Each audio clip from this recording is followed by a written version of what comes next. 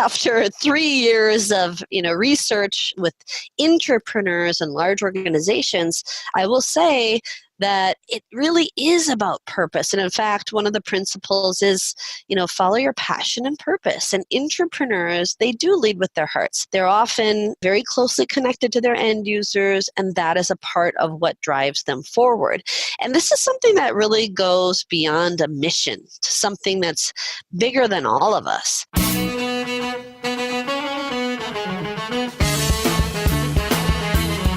Welcome to the TalentGrow Show, where you can get actionable, results-oriented insight and advice on how to take your leadership, communication, and people skills to the next level and become the kind of leader people want to follow. And now, your host and leadership development strategist, Halelly Azulay. Talent growers, it seems like a lot of the shows that we are having at the beginning of this year are focused on trends and the future of work. And this one is going to help you think about how you can be an intrapreneur and as a leader, how you can support more intrapreneurship in your organization. My guest is a friend, Dr. Simone Ahuja, and she is an expert on this topic. She has a book that's coming out today as we release this episode that is all about this topic, and we're going to talk about how to become a disruptor, an innovator, an intrapreneur, and as a leader, how to create more of that in your organization. I hope that you find it valuable. I'd love to hear what you thought about it afterwards. Let's listen in.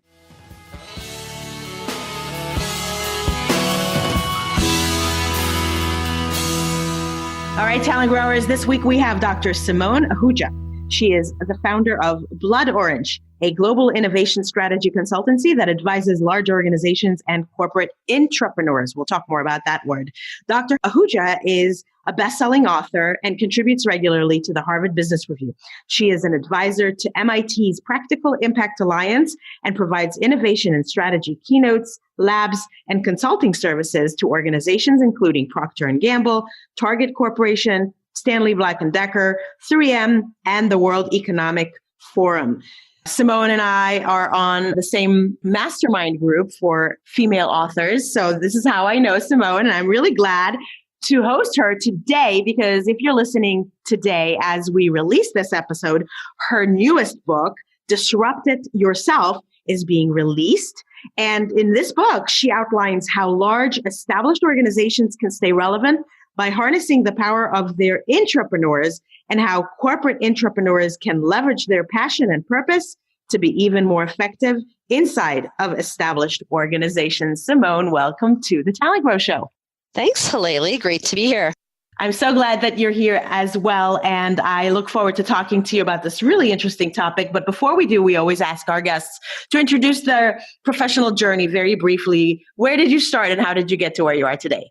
My professional journey has been an interesting one. It's something that I hope will serve as perhaps as a bit of inspiration or at least maybe a guidepost for some. It started in healthcare. I actually was trained to be a dentist. Oh, wow.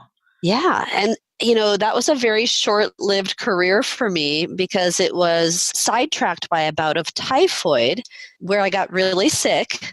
And I had one of these epiphanies where I thought, okay, life is too short. Dentistry isn't really the thing for me.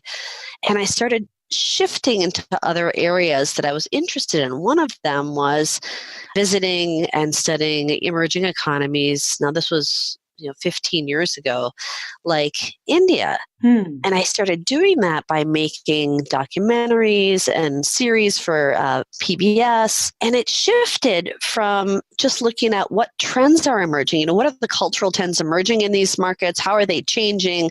How are they unlike what we think they were, especially back then when coverage was a little bit more stereotypical? And then it started to change to innovation. So Best Buy was a company that was interested in looking at how do people innovate when they're really resource constrained. It happens all over the world. People are solving even big pressing problems, even if they don't have a lot of resources. So they asked me if I would go back to India and film a series about innovation in resource constrained environments. And so that's what I did. I spent about 7 or 8 months on the ground doing a lot of field research, background research, a bit of academic research, and really unwrapped what that looks like, whether it was a grassroots entrepreneur or whether it was someone that was a corporate leader who was leading a multinational. And what I discovered was this concept called Jugaad, which is not a new concept, but ultimately I coined a phrase with my co-authors of my first book called Jugaad Innovation, which was exactly that. So Jugaad Innovation was what I learned in these markets are kind of this fast and frugal and flexible and inclusive approach to problem solving. And it's got its roots in emerging markets and other cash-strapped environments, but it's got applications for corporations and organizations in developed economies as well. So that led to some work at the University of Cambridge and Judge Business School, where I met my co-authors. And ultimately, we were blogging about this concept of Jugaad and Jugaad innovation on the Harvard Business Review. An agent then said, hey, that's a really interesting concept. Would you like to write a book about that? And we said, absolutely. And it just sort of evolved from there. So the first book came out in 2012. I built a consulting and advisory practice on that, helping large organizations think about how do they innovate differently, not just for emerging markets, but for developed economies as well. How do we think really differently about the way we solve problems? And now, years later, as I go through these keynotes and workshops and consulting services, what I've seen is that a lot of organizations are changing their mindset and they are changing the way they think about ideas and how do we get to solve the problems. But it's the execution piece that's really a big issue in large organizations. And I'm sure a lot of your listeners have experienced this firsthand.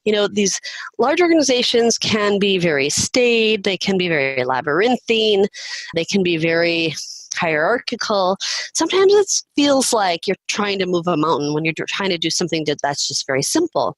Having said that, there are lots of people, and these are people I would call intrapreneurs, kind of the entrepreneurs on the inside of these big organizations that are really closely connected to end users. And they really understand what their problems are, and they want to help solve them. And it may even be connected to, let's say, the strategic roadmap of the company, but there are so many barriers in the way, it starts to feel a little daunting. How do I actually help solve this problem? Because it's not business as usual here. So that's really what the second book is about. Disrupt it yourself. So disrupt it yourself is how do we actually start to take the ideas that we have and execute on them so that we can come up with solutions that reach the marketplace, that add value to our end users, that add value to the company. And I would say, especially help to nourish the people on the inside of these organizations. Because if we go away from my background a little bit into what this book is really about, I think it's about how do large corporations sustain themselves. There's a big risk to these companies today. Only 14% of new grads want to work in large companies, right, Halelly? I mean, they want to work in a startup or they want to start their own entity. They're not really moved by these organizations that often seem purposeless. Yeah, well, and the statistics also say that large organizations are really at risk because of the way in which the world of the future is going to be. It's going to be hard for them to move fast enough and to stay competitive, right? Exactly, right? So they have these rigid systems, they have full-time employees, they have X kinds of benefits, but we know that in just a few years, over 50% of our workers will be independents, right? Not just the gig economy. The gig economy. The gig economy is upon us and it's only going to grow. How are these companies going to manage that? And in a way, Disrupt It Yourself starts to answer that question. A, by retaining people who are the right fit for your organization, who can help you innovate and stay relevant. And B, by becoming a more flexible and agile organization so that the organization itself can stay connected, can stay relevant, that can keep connected to the pool of people who might not work with you on a full-time basis, but are still really valuable to your organization. And you can add them in if you have the right structure. There are so many trends. We've been talking about that a lot on the podcast lately. And in fact, on some of the upcoming episodes as well, we're focused on this future and trends. What other trends do you see? I think this is such an important discussion, and I have listened to some great podcasts by some of your other interviewees, and it's really helped me think too about what trends are emerging and how does it connect to this research that I've done. And I agree with a lot of the folks you've had on your show that yes, the gig economy is one, right? And so that connects back to agility. We were talking about what does it mean for an organization to be agile, right? I have a principle in my book I talk about, which is called keep it fluid. And that really means a couple of things. It means being connected to agility, being open. It means having the right mindset to shift to market needs. It means having the humility to understand that the way you're doing things may not always be right, and it certainly won't work indefinitely. It helps us think about, how can we get faster, right? So speed is about moving forward with data and tested hypotheses, but it's also about not trying to be perfect. I think a lot of people are talking about perfection is the enemy of success, because the truth is we never know exactly what will work until we try it.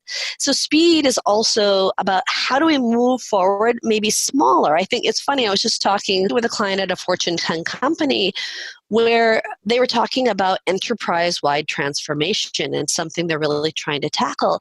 The problem is this is such a hard reach. Sometimes if we want to go faster, we have to experiment and keep things small. Would you agree, Halelly? Yeah, it's almost like, design thinking. Yes, right. It's small, iterative experiments. You have a hypothesis, you test it out, Intuit, one of the companies that I feature in Disrupt It Yourself, they have something called the unit of one. They literally take an end user who is a relevant end user, and they test out a solution with that one end user. And if they get a certain kind of response, something that starts to validate their hypothesis, they start to grow the experiment. But you don't have to start with a massive countrywide or nationwide or even regional rollout.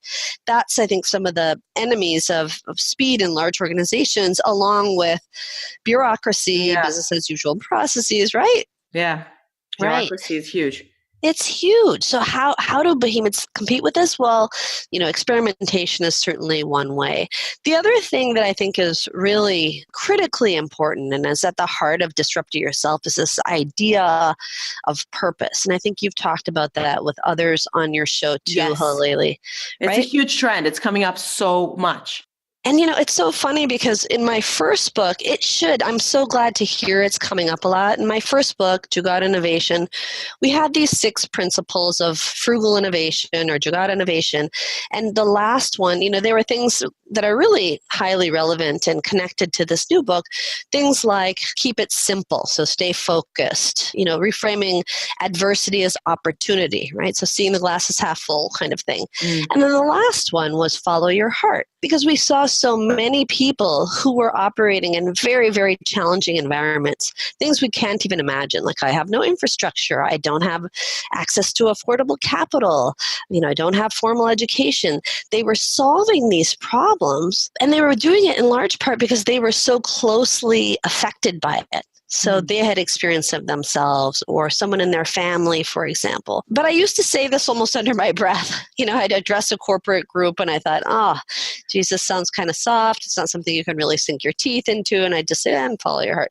But now, after 3 years of research with intrapreneurs and large organizations, I will say that it really is about purpose. And in fact, one of the principles is, follow your passion and purpose. And intrapreneurs, they do lead with their hearts. They're often very closely connected to their end users, and that is a part of what drives them forward.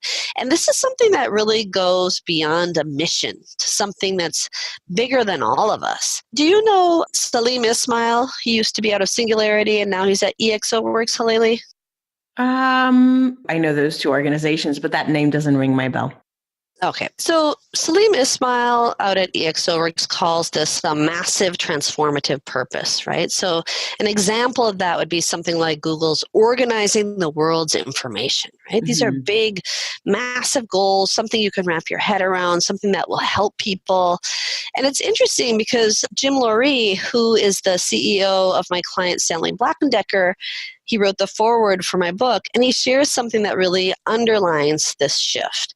And he talks about how an MTP, or massive transformative purpose, this deep purpose, it really helps align employees around something bigger than themselves. And it kind of serves as this North Star when you're veering from the company's rules. And one of my favorite quotes from the book is actually from him in the foreword, where he says, if we really want to disrupt from the inside, and this is quote, the company's rules, frankly, have to be overruled. And I don't think there's anything that could be more true, right? And this is where I think, some of the challenge may come in for some listeners who say, well, that's easy for a CEO today. And I have to say, right, it does have to come from sort of bottom up, top down, and from the sides, right? So you've got to have leadership who supports this kind of, I would call it, in my book, I call it, Navy SEALs, not pirates, right? So these aren't people who are just breaking the rules just to break the rules. These are people who are breaking the rules for the greater good. Yeah, I get pitches for the podcast all the time. And I had a pitch from someone who wrote a book about how to be more like a pirate. And I put that in the maybe later file. I'm sorry, I'm not buying it. I think I get the idea of it, but I think it's the pirate for the greater good. It's a little bit of the Robin Hood effect, right? So we want to do things, we want to break the rules when they really are beneficial. And I think what's interesting is it can be a win-win. It can be, we have to acknowledge that publicly held companies, especially, they are responsible to their shareholders. They are responsible to their employees, and they're certainly responsible to their end users. And satisfying all three of those at the same time is getting increasingly difficult. So this idea of having purpose and more of a passion and purpose is something that's fundamental to innovation and the success of not only entrepreneurs, but also organizations. And organizations that don't support these entrepreneurs, they're going to lose them. Yeah, that's the challenge, right? So when we think about the kinds of people that are passionate, that are go-getters, that don't wait for permission or don't wait for somebody to tell them to go do something, when they see a problem and they feel moved to solve it and they're doing it on the inside, so you've got this rare combination of entrepreneurial thinking, but willing to do it from within some kind of a large organization. Just as you said, organizations want that, and you want to support it rather than squash it so that you can keep those people. So as leaders, as we think about the listeners, maybe you're not necessarily at the very top of the organization to set the culture. What are some things that leaders can do from any level of leadership that can help build and sustain the kind of local environment, local culture, and incentivize these kinds of people to do that, do it and stay? Yeah, that's a great question. And I also want to acknowledge something that you just said that's really important, Halelly, and that is, you mentioned about the people who are more entrepreneurial by nature, but yet they also understand how to navigate the complexity of the organization. It's a pretty rare skill. So to your point, I think it's really imperative that leaders attract and retain and support these people. So what are the ways they can do that? I would say one of the biggest things they can do is start to build a permissionless organization. This is about supporting and not controlling. One of the phrases that I've heard many, many times, and I suspect you have too in your podcast and your own work, Halelly, is this idea of providing air cover. Right? So it's this idea of giving people space. I think one of the things that I'm most fascinated right now in the world of management is that management of the future doesn't look like management of the past, right? Yeah. So if we think about management of the past, we think about having guardrails and keeping people on the rails. If we think about management of the future, in forward-looking organizations that will sustain and thrive, then we think about how do we create space? How do we give people opportunity? How do we give them certain freedoms with some basic framework? It's not that they're going to go completely into some different realm, but rather how do we give them space to create and innovate? Yeah, and experiment and make mistakes, which is inherently part of that, right? Exactly. That's exactly right. So, yes, they have to be able to make mistakes without being punished. And in Yes. fact, that has to be flipped. Now, a lot of people, and again, I know people have talked about this on your show. We talk about, how do we fail forward and fail fast? And here's something I found that's really interesting. For years, I think many of us have been trying to convince people, it's okay to fail. And more recently, I would say that on my team, we don't call it failure anymore. We just call it ROI, which is return on intelligence rather than in return on investment. So what is it that we're learning when things don't go the way we anticipate? So if things go as we planned, it's a win. If they don't go as planned, we have learnings that then get shared across the organization. That's also a win. Yeah. Oh, yeah. Right? But and the perfect complement is episode 92 with former Israeli fighter pilot Ofir Paldi, who talked about a whole system of how to create a culture that supports learning from mistakes. So that will be, I'll link to it in the show notes. Please do. And I think that's fascinating because people who work in that kind of environment, which is so exacting and can be life and death, right? It's not, it's not something that's going to have a more nominal effect, can still talk about what does it mean to allow some room for failure, to allow more room for learning. So I think that's a great example that you bring up. So this idea of creating a permissionless environment, this idea of creating air cover, saying yes more often. So building in some structures that actually make it harder to say no, because that can be a default also. Well, everybody's so busy with their work. This is how we do things. We got to hit our numbers for the P&L. Make it harder to say no for managers and for senior leaders. Put some skin in the game. I think this is something that's been the very hardest, greatest challenge of my work is even when there's top-down, bottom-up, side support, even when we have new innovation initiatives that are launched, and some of them are quite successful, to sustain it, you've got to really have some skin in the game from all sides. So let me stop you for a second. You said build in some structures that make it, I forget if you said make it easier to say yes or make it harder to say no, but can you briefly expand on that or give an example? Yeah, so it's a great question because it's such an important one. So this is where you've got to have multiple players come into this. So simple structures could be things like if I'm doing a 360 of a senior manager who's got several people under them and they're in some way tasked with innovation, or maybe they're 360-degree feedback survey, you mean? Like like a feedback survey.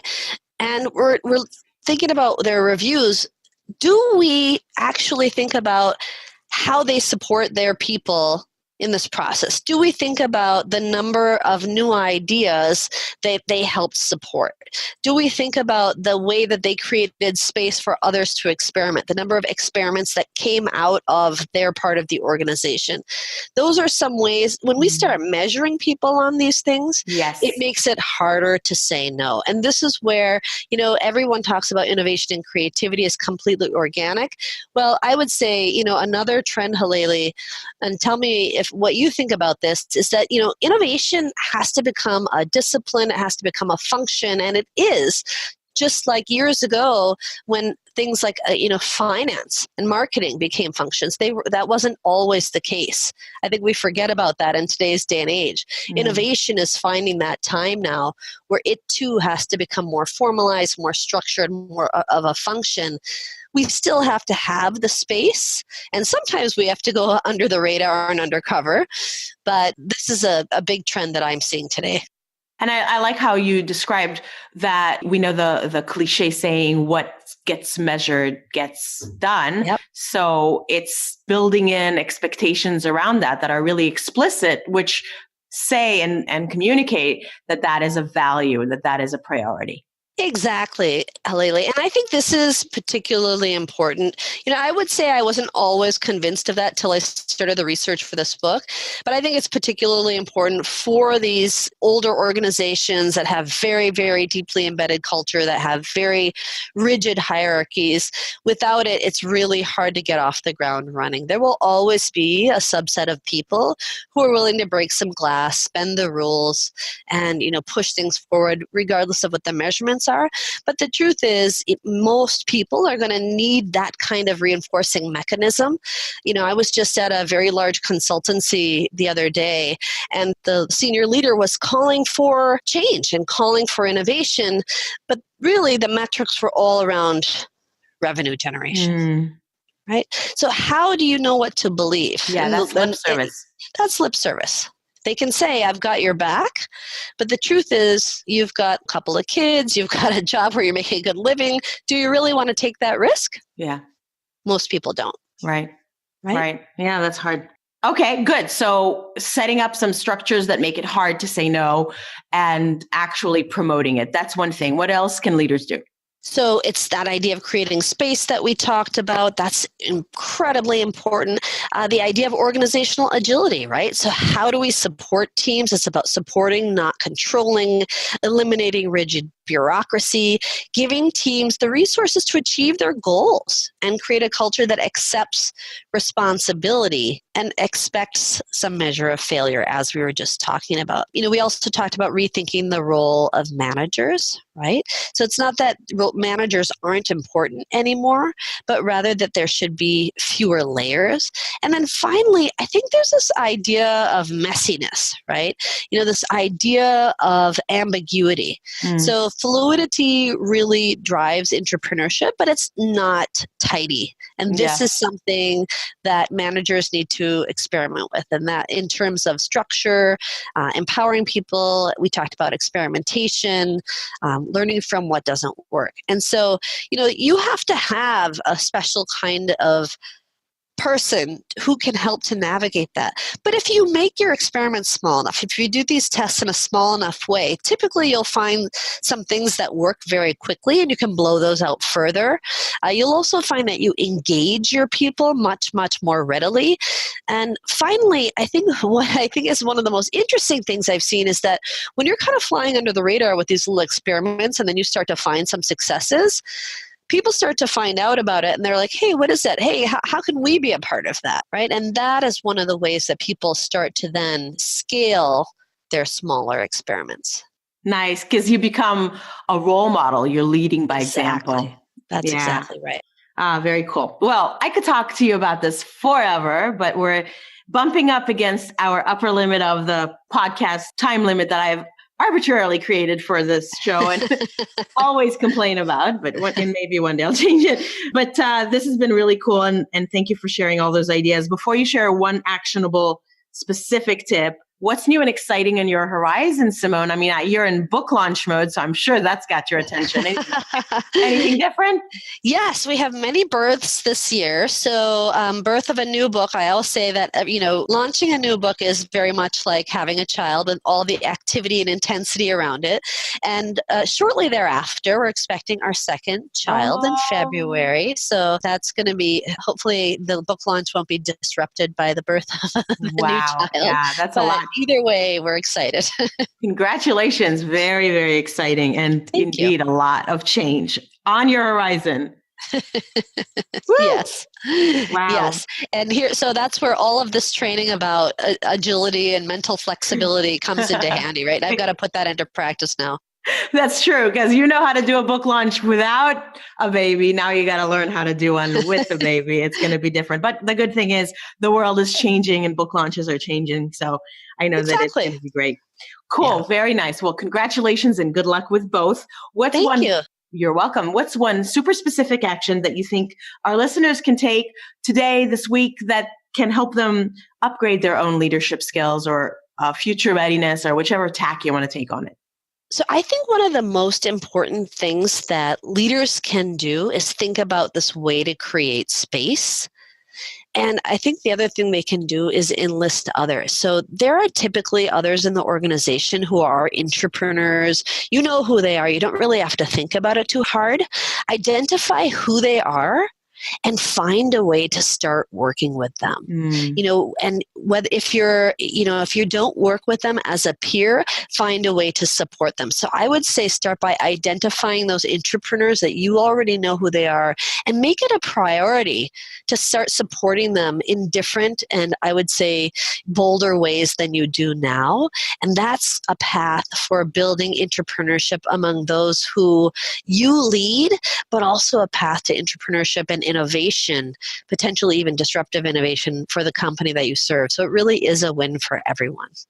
I like that because, I talk about networking a lot, and this is also a way to help bring those types of people into your closer network because they can become mentors to you. They can become door openers. They can become role models for you, for the people that are on your team. And of course, they can come and do good work that involves your team in some way, as you mentioned. So I think there's just nothing but good that can come of connecting with people like that. So that's cool. I like that. Absolutely. Nice. Thank you. Well, Simone, time is up. And I know that the talent growers listening are going to be interested in learning more from you and learning more about you. What are some of the best ways to do that? So one of the best ways to learn more about the new book, Disrupt It Yourself, is to go to disruptityourselfbook.com or look for Disrupt It Yourself and my name, Simone Ahuja, on Amazon. Yeah, I'm going to link to that.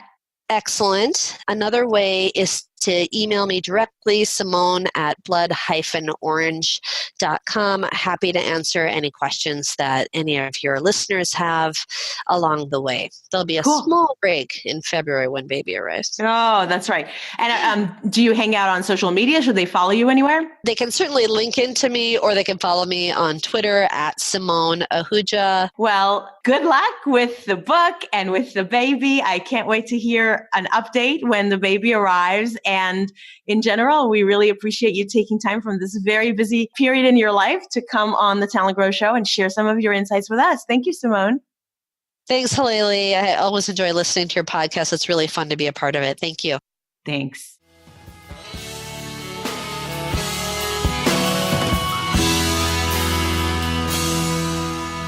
All right, talent growers. That is it for episode 124. I hope that you enjoyed it, and I hope that you take action based on Dr. Ahuja's suggestion, Simone's suggestion, for connecting, linking up with those people that are already doing this so that you can learn from them, so that you can bring some of that innovation goodness to your group, to your team, and of course to your organization as a result. So let me know what you thought. Let me know what you did, what actions you took, and how it worked out. I'd love to hear from you. You know that I am eager for your feedback, and I'm always also interested in hearing from you about what else you want me to cover on future episodes of the Talent Grow Show. As always, if you enjoyed this episode, share it with others, and consider leaving a short review on Apple Podcasts so that other people that are browsing around find this show, are influenced by your positive review, to give it a try. Thanks so much for listening. I really appreciate you and the time that you spend with us here on the Talent Grow Show. I'm Halelly Azulay, your leadership development strategist here at Talent Grow. Until the next time, make today great.